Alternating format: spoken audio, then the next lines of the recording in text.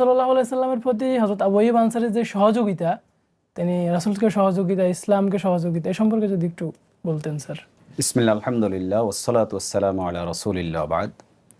আল্লাহ রসুল সাল্লাল্লাহু আলাইহি সাল্লামের সাহাবীদের সহযোগিতা আল্লাহ রসুল সাল্লাল্লাহু আলাইহি সাল্লামের প্রতি এটা এত বেশি ছিল যে তারা জীবনের চাইতেও রসুল্লাহ সাল্লাল্লাহু আলাইহি সাল্লামকে বেশি ভালোবাসতেন। রসুল্লাহ সাল্লাল্লাহু আলাইহি সাল্লাম যখন মক্কায় ছিলেন, যখন নির্যাতন নিপীড়নের মুখে ছিলেন, সেই সময়ে আকাবার শপথ নামে দুটো শপথ মক্কায় অনুষ্ঠিত হয়, যেখানে মদিনার লোকজন গিয়ে শপথ করেন রসুল্লাহ সাল্লাল্লাহু আলাইহি সাল্লামকে নিরাপত্তা দিবেন। এরকম একটি শপথের মধ্যে এরকম একটা শর্ত ছিল।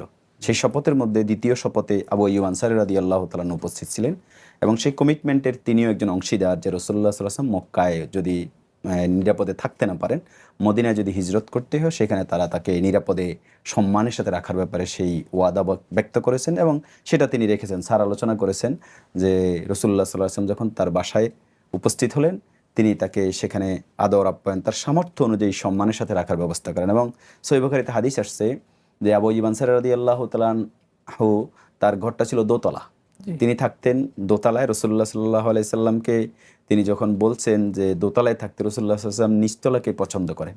কিন্তু একদিন হঠাৎ করে দেখা গেল যে পানি পড়ে গেল। সিয়ার ও আলামিন নুবালাতে বর্ণনা আসছে, ঐতিহাসিক বর্ণনায়, যে পানি পড়ে যাওয়ার সাথে সাথে যেহেতু ঘরের ছাদগুলো এমন ছিল না যে পানি নিচে পড়বে না, আজকের মতো এরকম ঢালাই করা ছাদ তো আর ছিল না তখন। ঐতিহাসিক বর্ণনা করেছেন যে আবু আইয়ুব আনসারী রাদিয়াল্লাহু তাআলা এবং তার স্ত্রী পেরেশান হয়ে গেছেন, পানিগুলোকে বিভিন্ন কাপড় দিয়ে কোনোভাবে যে নিচে যাতে এক ফোঁটা পানিও না পড়ে।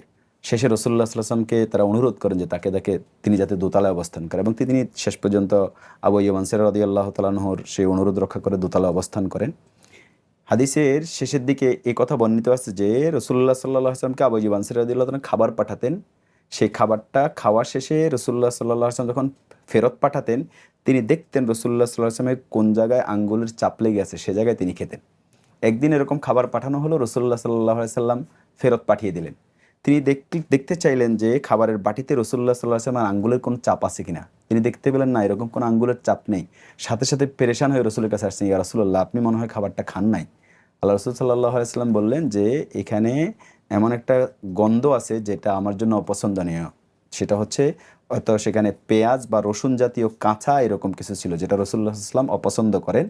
এবং জাবের রাদিয়াল্লাহু তাআলা অন্য একটা হাদিসে আসছে যে ইন্নী উনাজি মাল্লা তুনাজি, আমি এমন ব্যক্তির সাথে কথা বলি যার সাথে তোমরা কথা বলো না, মানে ফেরেশতার সাথে কথা বলেন। সাধারণত কাঁচা পেঁয়াজ বা রসুন খেলে মুখে এক ধরনের গন্ধ হয়, তো সেই কারণে রসুল্লাহ সাল্লাল্লাহু আলাইহি ওয়াসাল্লাম এটাকে অপছন্দ করতেন। আবু আইয়ুব আনসারী রাদিয়াল্লাহু তাআলার সাথে সাথে বলেন, ইয়া রাসূলুল্লাহ, আপনি যেটা অপছন্দ করেন আমিও সেটাকে অপছন্দ করলাম। এভাবে রসুল্লাহ সাল্লাল্লাহু আলাইহি ওয়াসাল্লামকে তিনি সহযোগিতা করেছেন।